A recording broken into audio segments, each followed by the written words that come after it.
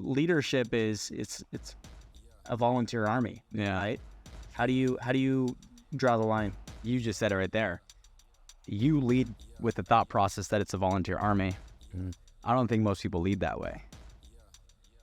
I think most people lead with the thought of, I have a title, I have a position, you have to do it as I say. Do you think that's ego? 100%. Yeah. Welcome back to the Leaders Only podcast, where we talk about business, leadership mindset, and just pretty much anything revolved around building an incredible life.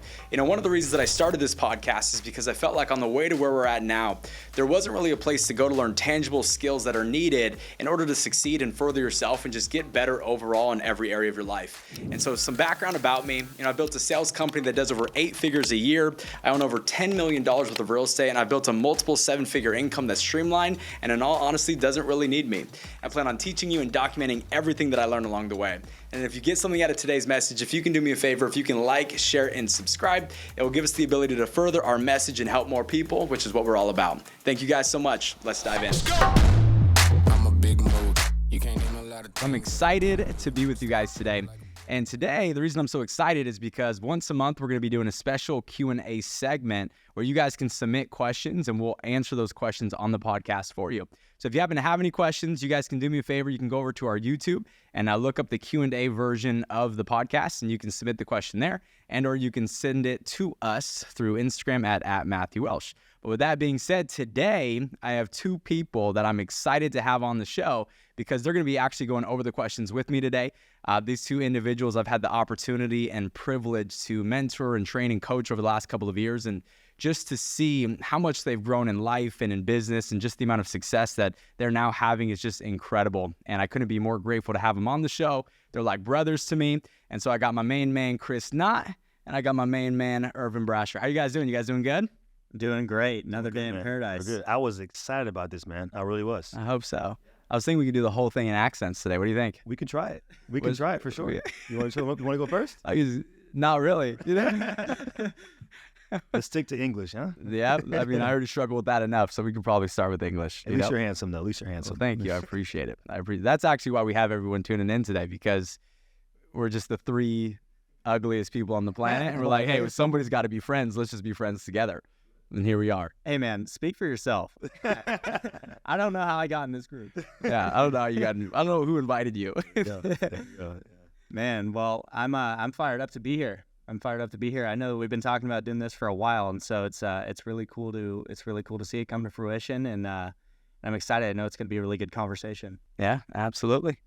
Let's do it. All right, let's dive into it. So we had people submit their questions, and the first question that came in is, how does somebody create a culture in their team or their business, essentially? Like, let's say they already have a thriving business, but they don't have a culture. How do they go and create that? Yeah.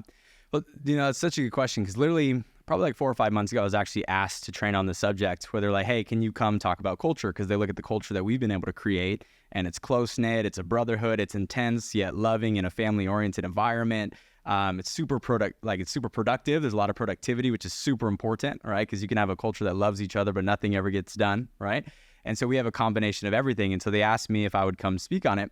And I was trying to prepare, and I was having the hardest time preparing. Like, I was like struggling with all of the preparation because I couldn't figure out what to put on the screen. Like how do you talk about how to build a culture when everyone has a different idea of what they want a culture to look like, right? And so one of the things that I started realizing as I was trying to prepare for that message is that culture is typically a mirror of the leader. So however the leader is typically how the culture is. So for instance, if the person that's in leadership is super intense, you're going to have an intense culture. If it's super competitive, if the person that's in leadership is super competitive, you're going to have a super competitive culture. If the person in leadership is very loving, you're going to have a loving culture. And so I think culture takes time, because as the leader improves and as the leader develops, the culture does too, right? So like, for instance, when I first started building teams and sales teams and organizations and businesses, like, my culture was all hot-headed, type A people, super intense. If you weren't that crazy intense person, like, you didn't make it, like, at all. Or you just didn't like us because we were so intense. And so then we started losing a bunch of really good people. So then I was like, well, how do we create a culture where we have intense people, but it's very family-oriented? So then I had to work on myself. I was like, well, I'm a very intense person, but my intensity might be blowing a lot of people out. So then I had to work on being more family oriented and being more welcoming. And to be honest with you, having my wife join me in business really helped with that, because when it was just me, it was just based off how I was, super intense. And then she joined me, and then our business became more family oriented because we were now family oriented. You with me on that? So I think a culture is a reflection of the leader, and however you want your culture to be, you must be that.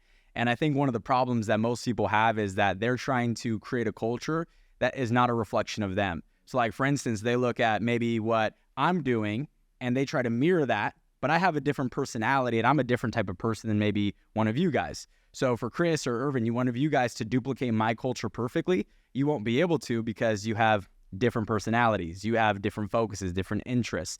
And so I think a big part of creating a culture is understanding, okay, what is a reflection of me, right? Who are the type of people that I will retain based off the type of person I am? And then let me go to work to create that. And not saying that you can't have different pieces of how our culture is, right? We have a brotherhood, and so we've attracted guys that are brotherhood and ladies that are sisterhood type of people, right? Yeah.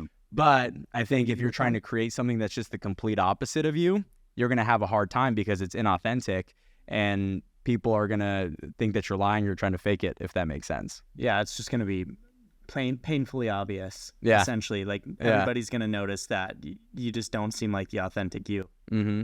And I struggle with that too, because like people that influenced me a ton in business was like Ed Milet and, Eric Olson, and these people that were super intense people, right?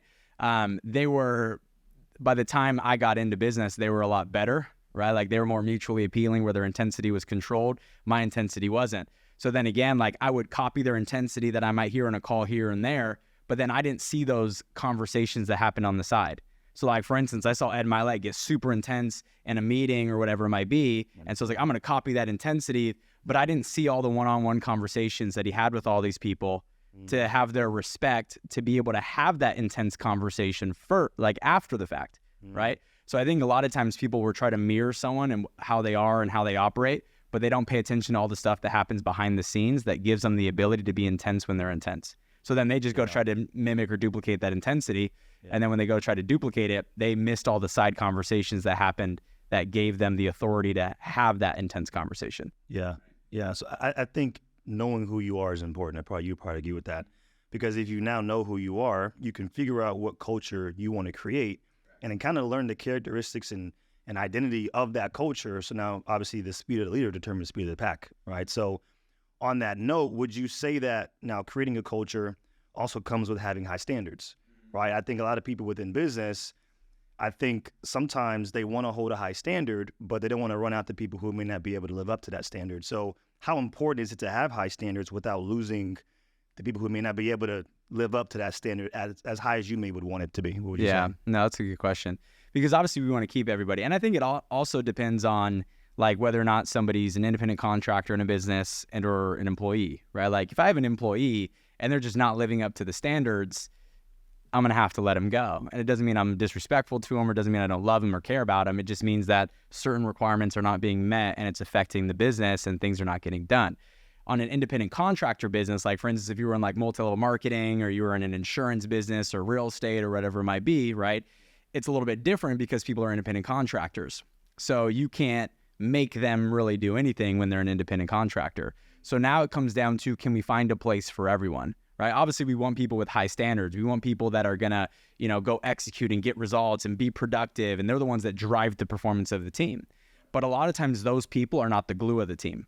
I mean, think about it. Who are typically the ones that are like putting up the most numbers? They're aggressive. They're putting up the production. It's a lot of the type A people, right? Yeah, it's the hard chart. It's the type A people. But are the type A people the ones that unify everyone? Absolutely not, right? So just because someone's not necessarily that person that's putting up all the numbers, it doesn't mean they don't have an extremely valuable place in your business. Like I've had people in our organizations and in the businesses that we've built that they never really brought a lot of profit to the company from an actual like sales perspective. Like they weren't the ones selling it, but they brought a lot of profit to the company from a culture perspective, right? Like they unified people. They were loyal to the team. And so people saw how loyal they were. And so they wanted to be like them. People saw how much they contributed just to the environment. and then that spread, right? Like I remember I did a retreat like 2 years ago, right?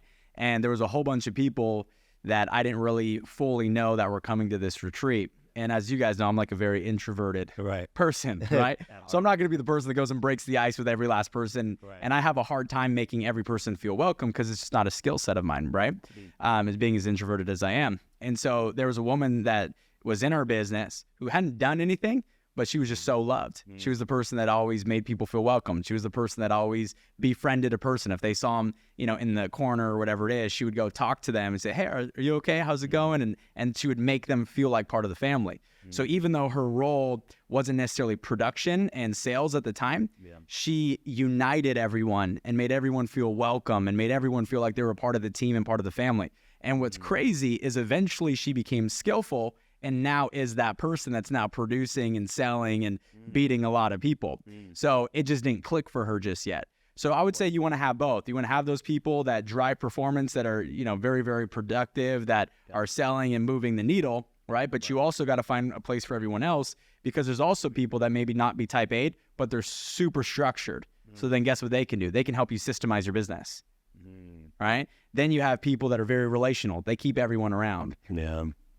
Right. Do you think that there's a line that needs to be drawn though? Because, there's people that maybe don't put up as much, sales records and all this, but do you think that maybe they hold back the culture from improving because everybody kind of sees them as an example of, oh, it's okay to do nothing? Do you think that could hold people back? Oh, for sure. Yeah, that's a really good question.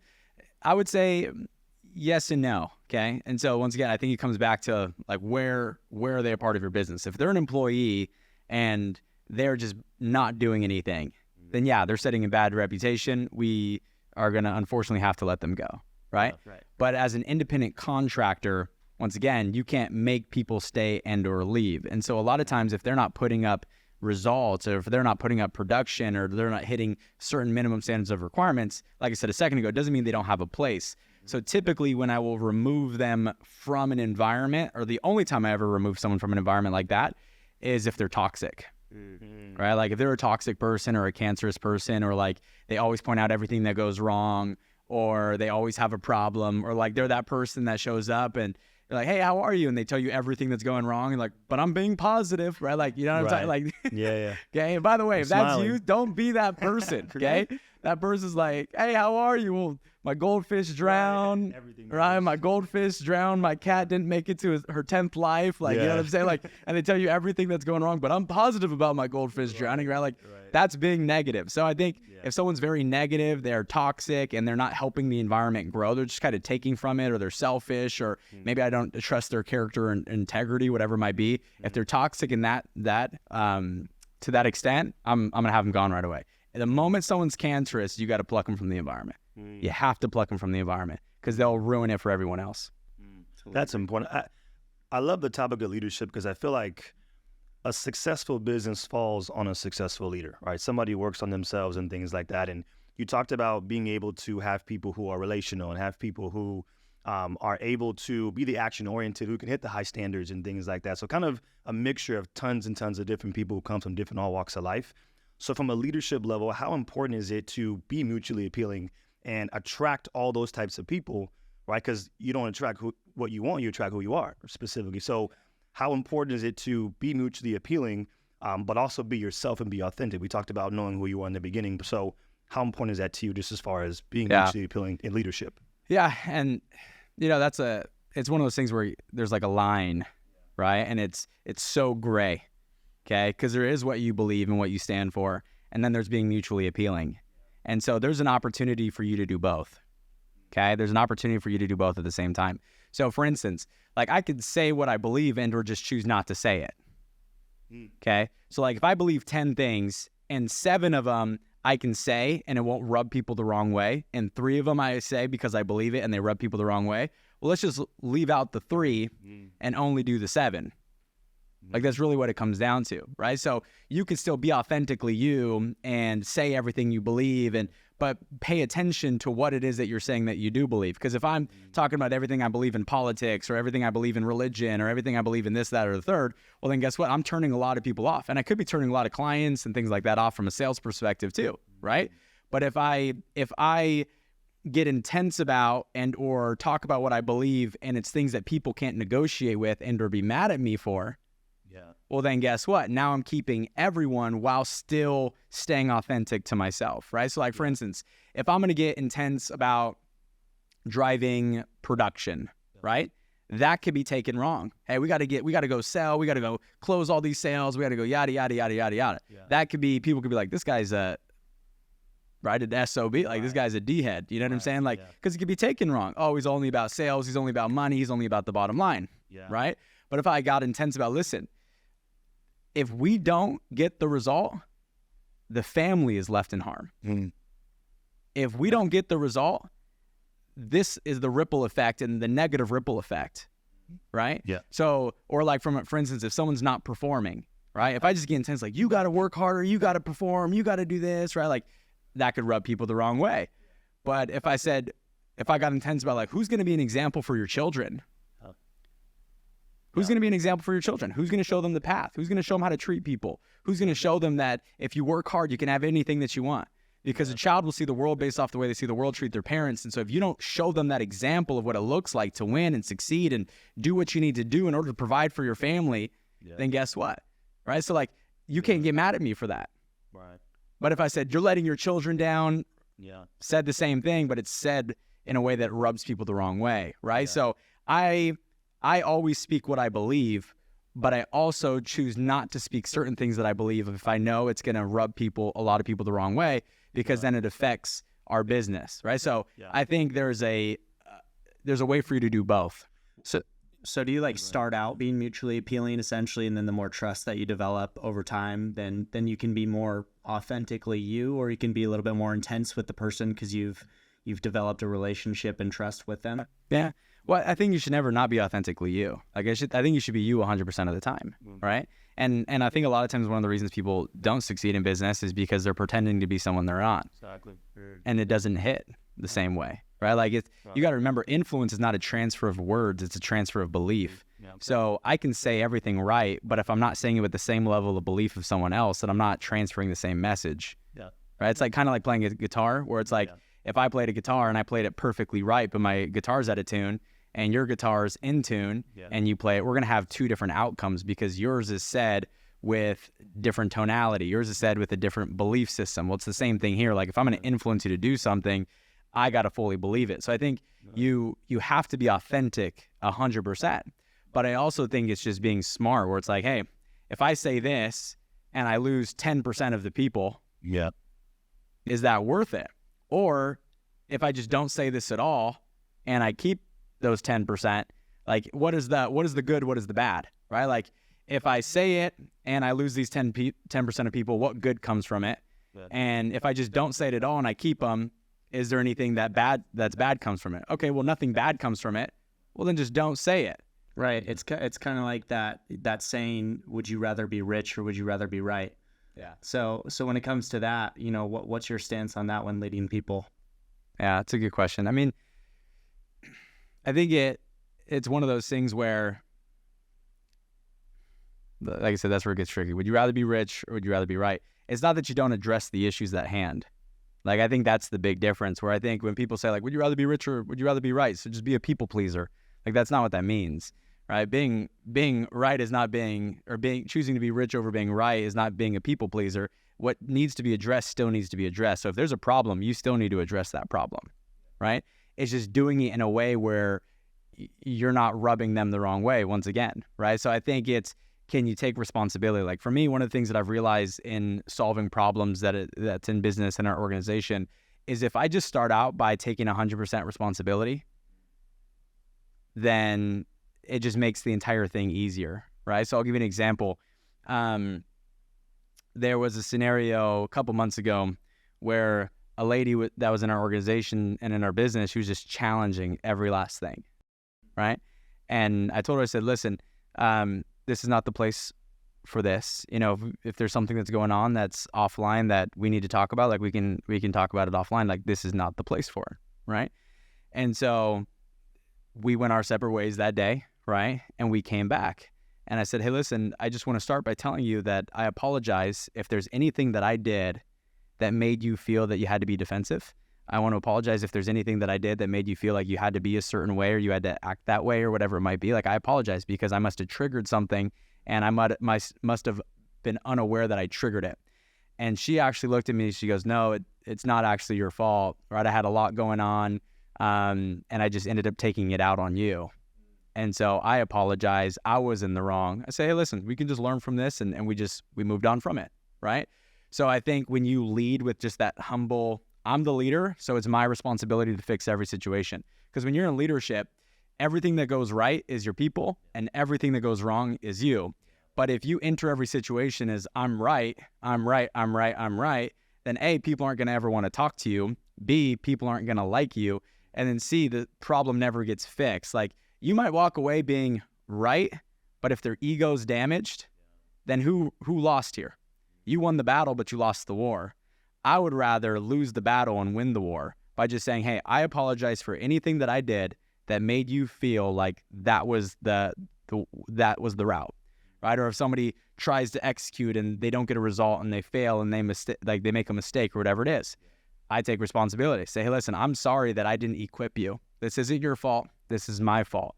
I apologize for not equipping you. This does need to get fixed. This does need to get addressed. So let's sit down. Let's figure out what's missing. Let's equip you with what you need, and then let's send you back on the way. But here's the deal. If I do equip you, we can't have this mistake again because now you're in the know-how, right? I take responsibility for you not being in the know-how. But now that we've equipped you and you're in the know-how, now there's no more room for error. Now there's no room for mistake. So now you're still holding them to that high standard. So you're addressing the issue. You're just not addressing the issue in a people-pleasing way where nothing ever gets fixed, or in a combative way where it's I'm right. Because then you'll lose everyone that way. I think the best leaders and the biggest leaders have the servant mentality. I mean, like, if you're really truly there to serve other people, and you're there for their well-being, for their families, for the things that they want to be able to accomplish, I think sometimes people could have the ego where it's about them, and really it's about the people that you're serving, which is very important. So I agree with that for sure. Yeah, that's huge. So next question, it's kind of in line with what we're already talking about, but how do you gain and keep the respect to your people in leadership without coming across as manipulative or bossy, right? Because leadership it's a volunteer army, right? How do you draw the line? Well, I think that's kind of the difference is you just said it right there. You lead with the thought process that it's a volunteer army. Mm-hmm. I don't think most people lead that way. I think most people lead with the thought of, I have a title, I have a position, you have to do it as I say. Do you think that's ego? 100%. Yeah. I think there's part of it that's ego. There's personal reasons behind that as well that, if I sat down with someone, my goal would be to help them address it. But I think that's a big part of it is like people are leading with that thought of, I have a position, I have a title, you have to listen to me, you have to respect me. And I think that's the difference is someone who's that's a manager. Like, let me flip that back. That's a manager. A manager is someone who has a title, has a position, and thinks that everybody has to listen, right? Because that's how it normally is. Like, you go in the military, what if you don't listen, right? Irvin, like, you served, okay? Like, what if you don't listen, okay? You have a job somewhere, you have to listen to your manager or you're going to get fired. I think the leaders that are the most productive and the ones that keep the heart of their team are the ones that lead with the intention to earn their people's respect every day, right? Like, for me, that's everything to me. Like, the reason I still put in the work that I put in, and like, I've been working 12, 13, 14-hour weeks every single day, even at a point where we're financially free. And the reason is I'm afraid, not even afraid, but I just feel like I was a failure as a leader if I get out of the trenches, right? Like, 'cause like, a leader's not in charge, they're in the charge. And I feel like the moment you get out of the charge is when you do lose the respect of your people, right?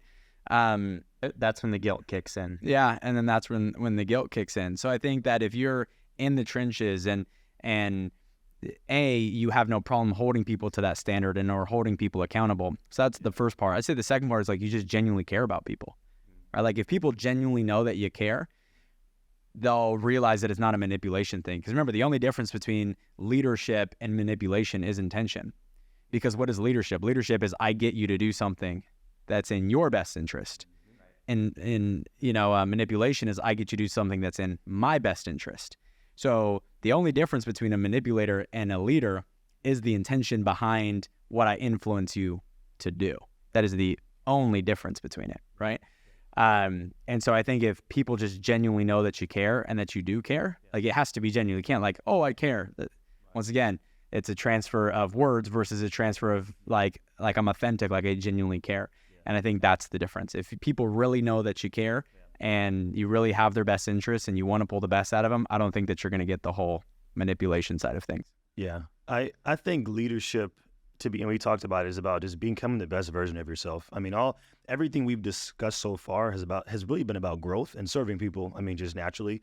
To kind of switch gears a little bit from a business perspective, and really any business specifically, a lot of times people obviously have to work hard in their business just naturally, right? Or they're working in their business specifically, and I'm sure you know from being able to build a massive organization and multiple businesses yourself, you know about being able to not just work in your business, but also work on your business. I think people come into, any type of organization, any type of business, and they don't, one, understand the difference between the two, but how do you know when to go from working in your business to then working on your business, and at what point do you make that transition? Yeah, that's a really good question. And by the way, I don't think you ever stop working in your business. And I think the way you get to a point where you spend the majority of your time working on your business is by working in your business, but then every single day working on your business. So let me give you an example of what I mean, right? Like I might be in the trenches. Like I'll give you an example. If I was like, let's say I was in, retail sales or whatever it might be, right? I'm going to be on the floor selling in the beginning. If I opened up a vitamin shop like Andy Frisilla, right there, I can't afford to hire people to go sell everything. So I'm working in the business. But then what a good entrepreneur does, or what a good business owner does, or what a good leader does is they finish that day after the store closes and they go in the back room and they say, okay, what could I have done better? What could I have done better? How could I have given better customer service? How could I have marketed to more people and got more people in the door, right? Because in business, it's about how many people come in the door or log onto the website or whatever it might be, right? It's how many people enter. So I think a big part of it is like you never stop working in the business necessarily. Because that's how you stay relevant, is by working in the business. But there does become a point where there's more productivity. The business leads to more profits. Depending on the business you're in, more people get helped, right? More homes get sold, whatever it is. When you take yourself out of the field and you start working on the business, trying to figure out how do we make things more efficient? How do we get things better? And not just from a business standpoint, but from an individual standpoint, right? So like, for instance, my thought has always been this, like if, let's say I'm leading 100 people, let's say I have 100 sales reps, right? If I go sell the product myself, that takes me, let's just say an hour, right? So in 1 hour, I go sell the product myself. In that same hour, I can hop on a call with 100 sales reps, train 100 sales reps to go sell the product. And let's say a quarter of them do it. I am more profitable, those 25 people going and selling the product, than me spending that hour meeting with them.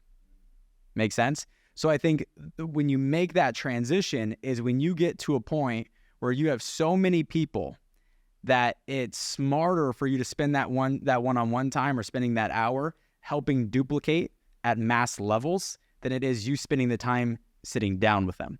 Okay? So I think it's you transition at a point where it's like, is it going to move the needle more? Are more people going to win because I'm meeting with them? Are more people going to succeed because I'm meeting with them?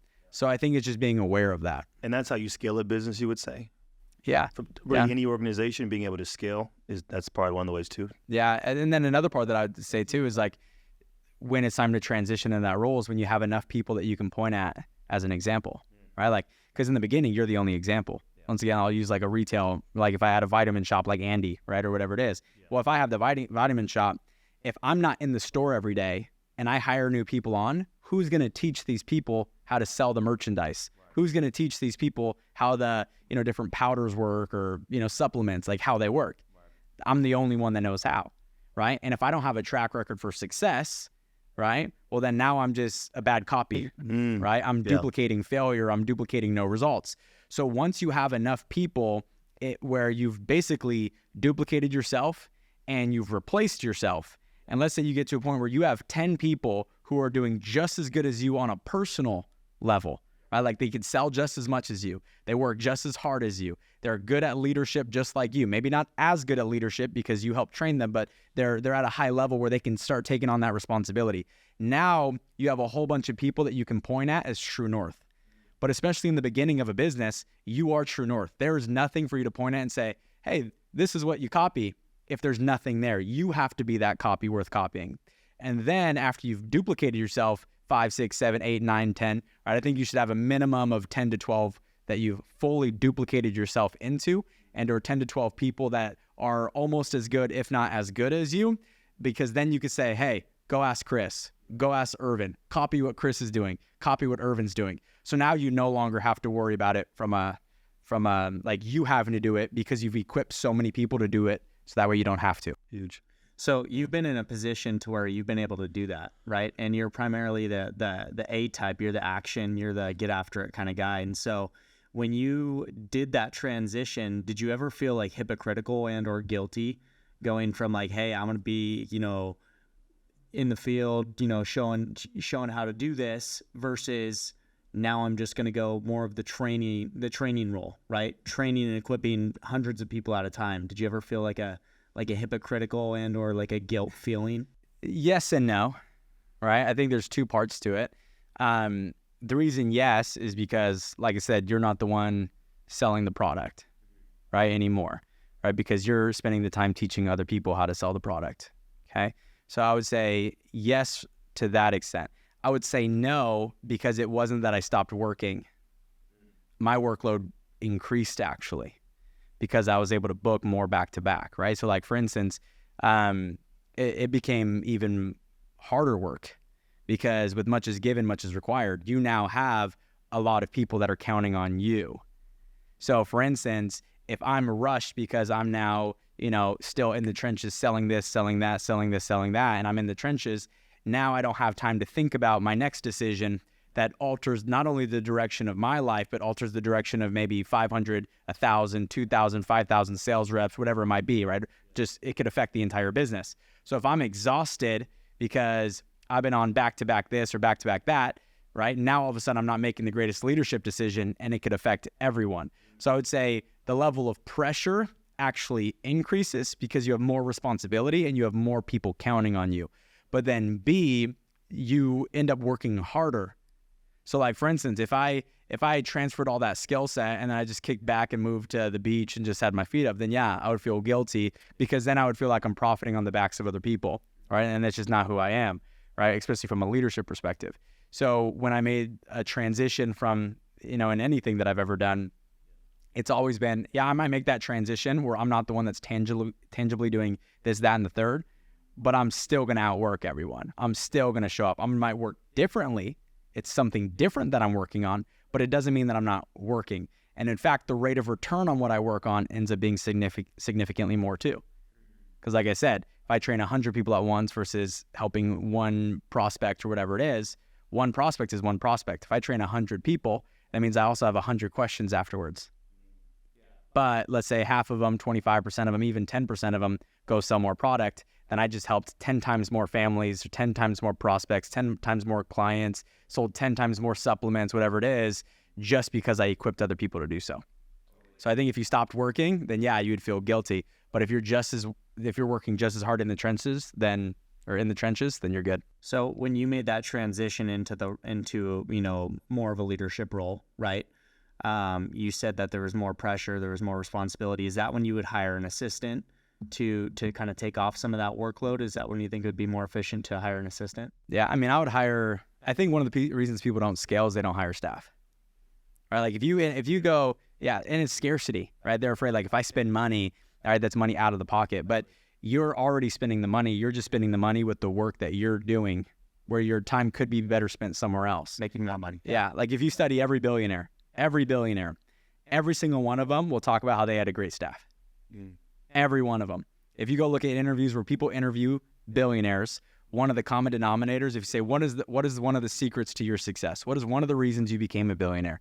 And one of the secrets to every single one of them is they said we had world-class assistants, world-class staff, world-class employees that operated at a high level that made our business run smoothly. So I would say 100%, you definitely need to hire people. I mean, I remember going into business, I made my first $1,800 in a month. And with that, I hired somebody, right? No, seriously, with that, I hired somebody because I was like, well, if they're doing the paperwork, then I could be selling. Well, and obviously, I think that you had a confidence within you that you knew where you were going. The vision. Yeah. But like I said, I did have the confidence in where I was going. Because you have to trust your own work ethic. Yeah. Right? Because let's say you make $1,800, but you know you're lazy and you're not going to work, then you're probably not going to feel comfortable hiring an assistant, right? Yeah. I just looked at it as like opportunity cost, right? Like if I hire somebody let's just say I hired them at the time, it was $1,500, right? And I was 19, right? So let's say I hired them, it was $1,500. They were also when $1,500 is actually a lot more money. Yeah. And it was my first $1,800. The other $300 was for gas money to get to client appointments, right? So all of a sudden you hire them at $1,500, and now let's say they work. I might get sued for this just because of like the amount of hours worked based off pay, right? Like I'm just kidding, but let's say they work 10 hours a week even. Yeah. Okay. So now they work 10 hours a week. That's 10 hours that I got back. So my thought is what can I do in 10 hours? And is it worth more than the $400 a week I was paying him at the time? Okay. In that 10 hours, I can make more than $400. Worth it. If I don't think I can make more than that $400 in that 10 hours, it's a bad idea. But I looked at it as if I hire somebody for a role and they gave me my time back, and in that time, I can afford to not only pay them, but also be profitable on top of that, it's worth the investment every single time. And to be honest with you, it's my wife that pushes us to always get staff and nannies and everything. Like she's the one that always pushes me to do all of it because I'm, very frugal. I'm like, well, we can have this person do this or whatever it might be. She's like, no, we need to hire somebody. So she's always been that driving force that created that actually. Yeah. One thing I've seen is people will go and hire staff and they'll be like, oh, okay, I have staff down. I don't have to work as hard. No. But the whole point of hiring staff, like you just said, is so you can actually work harder on the things that are important. And that's when they end up losing money. Yeah. I think on that note too, I think it's all comes down to their belief as well. I think sometimes people just don't believe in their ability, to be honest with you, right? So they're afraid to spend money on staff, knowing that they have to continue to pay them and things like that. And like you said, they have to work harder, right? Just naturally. So I look at business on a side note. I look at business, obviously in leadership, as influence, right? I think how does one create the influence and remain influential as they're building an organization or any type of business? How does someone create the influence and remain influential? What would you say? Yeah. Well, and that's a really good question. I think the way you create the influence up front is you have what people want. Like, I think that's the first step to being influential, right? Is you have a skill set that people want, you have an ability that people want, you have knowledge that people want, you have results that people want, you have what people want. Yeah. And I think that's the lowest level of influence, to be honest with you, because if you have what they want, but then you're a crappy person, then you lose influence, right? So everything that I give you from a leadership side, and this is why I always talk about how great leaders work on their integrity and their character just as much as their skill set, because it doesn't matter how skillful you are. If people find you out afterwards and you're a crappy person or they can't trust your morals and values, then I'm not going to follow you because I'll never know if you actually have my best interests, which always comes back to, do you really care about me? Right? You got to remember, that's all that people that are following you want to know. Do you care about me? Do you care about me? Can you get me to where I want to be? And do you care about me? Do you care about my family? Do you have my best interest? Right? And so going back to the question is, how do you become that influential person and how do you keep it? The way you become that influential person is you go get results and you remain a good person the entire time. So just get good. Because think about it, influence is very simple. You have what I want and I like you. Yeah. Right? If you have what I want, can you teach me? Which means you are now in a leadership role, which means you have influence over my life. And if I like you, I'm going to keep coming back. So that's honestly all leadership is at the beginning, is you have what I want and I like you. It's simple. It's very, very simple, right? But then eventually when you transition, like kind of what we talked about a second ago, you transition into a role where you're helping move an entire company. So you're not the one that's maybe personally selling and has the top sales score anymore. Exactly. Okay. Well, now it shifts a little bit because now it goes from you have what I want to you have a reputation for helping get people what they want. That's powerful. You go from you have done it to you have the reputation for helping other people do it. And I think that was the biggest difference is like when I moved into a company role, people knew like, well, anybody that's ever worked with this guy has gone and made 100, 200, 300, 400, $500,000, $700,000 a year, right? Like anybody that's worked with this guy. So there was people that at that point, like in a humble way, like they were fighting to be mentored and coached by me just because I had a track record, right? But if I didn't have any track record, right? So it was the fact that I helped so many people succeed that people started coming to me and I was able to maintain that influence is once again, as long as I maintain that character, that integrity, that just being a good human being. So now you have a track record and good human being. So those are the tiers. Like tier 1 is you have what I want and I like you. Tier 2 is you have a reputation for helping other people get what they want and I like you. And you can only move to tier 2 if you have a track record for helping other people succeed. If you don't have a full track record for helping people succeed, you can't move into that role ever. Yeah, I think that's why they say your skill set will determine how much money you make, but then your character, your integrity determines how much money you'll keep in the end. I think it's the same thing with influence. I think in the beginning, your skill set, like you said, that's where it starts with first getting good, will determine if I'm going to follow you in the beginning. But like you said, that's the lowest level. But I think you start to reveal yourself within life and things like that. So then your character and integrity determines, well, does he care for me now that I'm learning more and different things of that? Does he or she care for me now as far as my life, my well-being, different things like that? I think that's super, super important. Again, I love the topic of leadership. I really, really do. You're an amazing leader. I mean, I've been privileged enough to be around you and to be honest, see your growth from when I first came into business, when I first met you to now, just naturally. What was the biggest struggle that you had in leadership? I mean, like if you had to go all the way back from being 19 years old and starting, what was like your biggest, like number one struggle you've had? And also second part, how did you overcome it? Yeah, that's a good question. And by the way, when you say you love the topic of leadership, I think, John Maxwell talks about this all the time where everything rises and falls on leadership, right? Like you look at a church that's either thriving or failing, it always comes down to the leader. You look at a team that's losing and or winning, right? It always comes down to the leader. So it always comes down to leadership, right? Everything does, right? When our country and our economy is thriving and or not, what does it come down to? The person in leadership, right? It's not a political thing. It's just the reality. Leadership is the reason something's growing and or it's the reason something's dying, which is why, like, for instance, Simon Sinek, who wrote the book Start With Why, and that's a plug. I don't get paid for that, by the way. But one of the greatest books, in my opinion, he said that every single time he's hired to come in and help a business scale, the first thing that he does is fire everyone in leadership. This is money. Right? And that's pretty harsh, and that's a harsh reality. And people are like, that's really harsh. Like, can we keep this person? Can we keep that person? And his answer is always no. He said, because if a department's failing, it's a leadership role. So we can either demote them or we're going to replace them, right? Or fire them. Like, that's really what it comes down to, right? And so what I struggle with the most, to be upfront, is just showing people that I care, right? Like, this means helping people means absolutely everything to me. Like, I asked somebody that I met with yesterday, and I was coaching them in business, and I just asked him, I said, what do you want? Right? What do you want? And he said, I want to get to a point where I can help my entire family be okay. He said, my mom and dad have sacrificed their entire life. They worked so hard to be able to give me the best life that they possibly can. They struggled the entire time, and I just want to give them everything that they have, everything that I could possibly give them. And I asked him, I said, and then what though? And he goes, well, what do you mean? I said, well, here's the deal. I said, I can help you to do that, no problem. I'll help you take care of your parents. I'll help you take care of you. I'll help you build a life for yourself that's far greater than you can even imagine right now, because I know that I can equip you with the skills necessary. And if you have the work ethic, I have no problem being able to help you get to where you want to be. I said, the problem is if it's just about that, once you get that, you will no longer be fulfilled.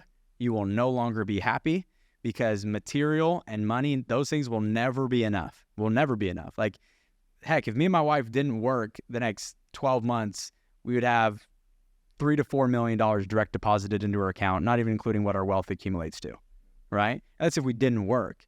So people are like, well, how come you're still in the game? How come you're still hunting? Heck, how come you're doing a podcast that you don't even get paid to do? It's because we want to contribute. We want to help as many people as we possibly can, because after you have the money, you won't be happy unless you continue to contribute to the lives of other people. And so I told him, I said, the reason I'm still in the hunt, the reason I'm still in the business game is because, yeah, we might be at a good place. Like, don't get me wrong, we're nowhere in where we want to be, and we're just getting started, right? Like, we have goals to be billionaires in our 30s, right? I'm 28 right now. So we're, from a business perspective, we still have a lot more that we want to do, right? I said, but the reason that we're not stopping is because there's a lot of people that still need us. And if I were to stop, it means that it was just about me. Yes. It was just about me. So A, it's because I want to help as many people get to where they want to be, right? And if I stop, it was just about me. But B, I also want to find out what I'm capable of and what I'm made of, right? I want to figure out, I don't want to get to my deathbed and be like, I had more in me, right? But going back to the question, which was, what was, one of the biggest things you struggled with in leadership? And it was going back to, I struggled letting people know that I cared, okay? Because I am a type A person. I am very action oriented. I am kind of short sometimes, and it's something that I try to work on because there's no such thing as a perfect leader, right? But sometimes I struggle really genuinely letting people know that I care because of how I show people I care about them, right? There's a book called The Five Voices. Once again, not a plug, right? But there's a book called The Five Voices, and it refers to people who are type A action-oriented as pioneers. And in the book, it talks about the way that a pioneer shows people that they love them, and the way that a pioneer shows people that they care about them is by helping them get results. And so for me, I didn't show people I cared for them by saying, hey, I care for you. Hey, I love you. Right? That's not how I showed that I cared for people. I showed people I cared for them as, hey, I'm willing to work 16 hours today to help you succeed. So I showed it through work ethic and sacrifice and action, but that's not how everyone receives love, right? That's not how everyone receives that I care about them. And so when I realized that the way I show people I care about them and the way people actually feel that I care about them were two different things, I started changing the way that I operated. And so I realized, like, man, I keep losing all these good people because I help them succeed, but then they don't think I actually care about them. And so I had to get better at showing people that I care about them. And one of the ways that I started off doing it is I just told people up front, like, hey, I struggle with this, because like I knew I wasn't going to fix it overnight. Okay. I knew it was going to be a journey, a process for me to be able to genuinely show that. So I said, all right, well, let's overcome the elephant in the room every single time. So every single time I started leading somebody or coaching somebody, say, listen, I want to be very upfront with you. One of the things that I struggle with is showing people how much I care. And I just want you to know that the way I show people that I care is that I'm willing to work 12 hours today. I'm willing to go work 16 hours tomorrow. I'm willing to sacrifice my time, my sleep, my weekends, everything in order to help you win. And that's how I show people that I love and I care about them. So if for any reason you feel like, man, I don't know if Matt cares about me, he only cares about the bottom line, I want you to tell me. Because it's something that I struggle with. I'm working on getting better at it, but I need to let you know now so when it does happen, you don't just leave me. You understand the perspective in which I'm operating with. Wow. I think there's a superpower in that vulnerability too, because it's not very often when you see somebody who's thriving in business and life, and they can be vulnerable, and it doesn't only just show that you're human, it shows that you're constantly working on yourself, and you know that you're not perfect, and you can keep improving. And so, do you think that helps you gain respect by being vulnerable like that? Yeah. And not from an intentionality perspective. Like I never did it because, once again, that's manipulative. I never did it to try to get respect or anything like that. I just did it because I was like, well, it would be ignorant of me to think that these people don't already notice my flaws. So how about I just be vulnerable about them so they can't hold it against me? I was like Eminem in 8 Mile, right? He gets up, he just talks bad about him. He's like, what are you going to say, bro? Yeah. What are you going to say, right? And there was nothing for him to say, That's a right? nugget. Wow. So then I watched that movie because you guys know I'm a movie buff. And I was like, how come I'm hiding all my flaws versus just letting people know, hey, this is something that I'm working on. And so if for some reason I rub you the wrong way with it, or you don't like it, just let me know because I'm trying to get better at it. But I can't get better if you don't let me know. Just awareness. But then what it also does, it makes them, they give you more grace when you make mistakes. They give you more grace. And I think people are so judgmental of every person in leadership because they just expect them to be this perfect person, right? And there's no such thing as a perfect leader. So when you say, hey, I'm struggling with this, or I'm working on this, I'm trying to get better at it, right? I think it makes people respect you more versus because now they won't use it against you either. Here's the deal. There are certain things I don't think you should disclose. Okay? Like, for sure. There's some things in the like, hey, I'm working on out all your vulnerability. Yeah, for sure. And I think that's what a lot of people do is like, me and my wife are about to get a divorce and I'm working on it. I'm like, bro, you can keep that to yourself, okay? Like, you and wife go work on that in private, right? Okay? But like certain areas like that are just noticeable, like sometimes sometimes you're a little hot-headed, or sometimes you get intense, or sometimes you get passionate, or heck, sometimes, I don't know, you cry. Like, I don't know. Like, just let people know, and then they will give you a little bit more grace about it. Yeah. It's not here to, like, we're not going to just create this sob story and feel bad for me. And I'm so imperfect. Yeah. I get it. We'll give people empathy, but not sympathy. Yeah. For sure. So that's huge.